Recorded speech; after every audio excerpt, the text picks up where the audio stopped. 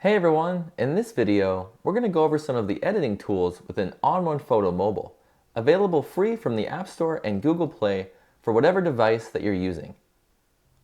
So now I'm inside of ON1 Photo Mobile, and to edit an image, I'm actually going to edit a photograph that I have published in one of my ON1 360 albums. So I'll just access my albums here with this button.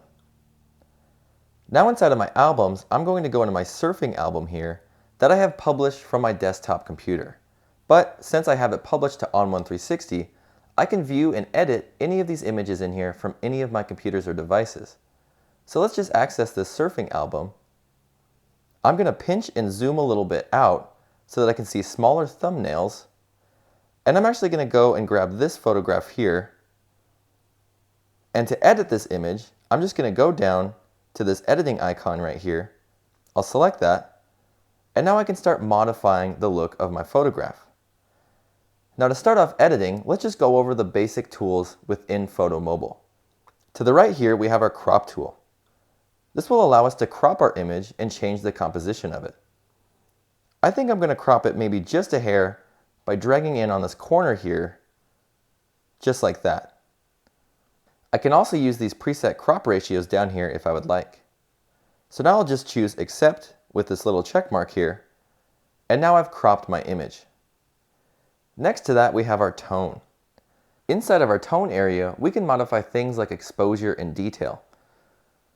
So if I want to modify the exposure, I can just pull back on my exposure slider here, or I can pull up to give it a little bit more brightness.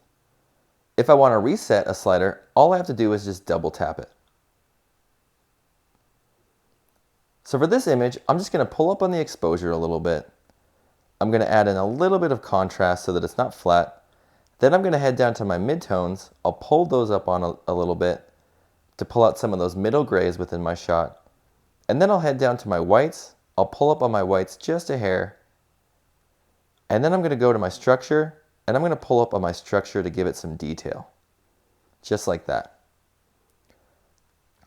And the next tool we have is our color. This is going to allow us to modify the look of our colors within our shot.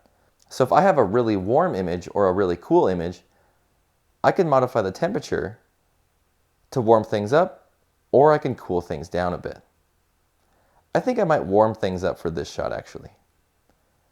Then I'm going to modify my saturation a little bit by pulling up on it and adding in a little bit more color. And I can do the same thing with my vibrance to add in even more color burst. Now these two sliders down here, these highlights and our shadows, this will allow us to protect these tones within our photograph. So if I don't want my shadows to have a lot of color, I can pull up on my shadow slider here, and it will remove some of that color from those shadow tones. The next tool we have is our AI Auto. If we choose AI Auto, it's going to automatically develop our images settings for us. I can also modify the amount of the AI Auto by modifying this slider here. Whenever we choose AI Auto, if we go back into our tone, it's modified it for us and changed the settings. But we can always go in and readjust, so if I want a little more exposure to my AI Auto, I can pull that up just like that. I'm not stuck to that AI Auto look. The next tool we have is our sharpening and details. So if we want to add in a little bit more sharpening to our photograph, we can do that in this pane here. I can also modify my noise reduction with these different sliders. So if I'm shooting with a higher ISO, or there's a lot of noise in my photograph, I can remove the noise by pulling up on these different sliders for my noise reduction. The next tool we have is our effects tab here. This houses different effects that we can apply to stylize our photograph. To enable an effect, all we have to do is just select it, and now I can modify that filter. But I'm going to turn off this black and white, and I'm actually going to add a split toning filter. Inside of the split toning filter, I can modify the different colors of my highlights and my shadow tones. So if I want to incorporate a little bit more warm into my highlights, I'm just going to pull this hue slider to the left a little bit, and then I'll pull up on the amount quite a bit. And then I can warm up my shadow tones by pulling left on the hue slider for my shadows, and that will add in some warm tones to the shadow tones. And then I can pull back on my amount so that it's not so strong. And I can add as many of these filters as I'd like onto my shot. So if I want to add a split toning and a vignette, I can just click vignette to enable it. And then I can modify the brightness to this vignette and really dim down those corners of my shot so we're focused on the center. And I'll just feather it all the way to 100 so it's nice and blended.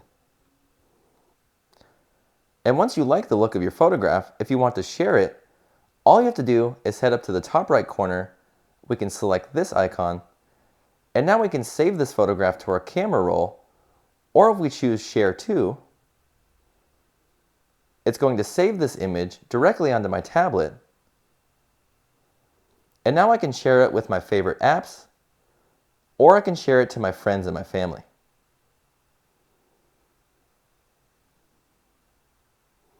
I'm just going to click out of here real quick, and I'm going to go back into my grid view,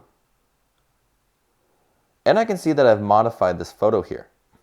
And since I have this surfing album published to ON1 360, any of the changes that I make to any of these photographs in here will be synced across all of my computers and devices so that I can readjust and remodify later.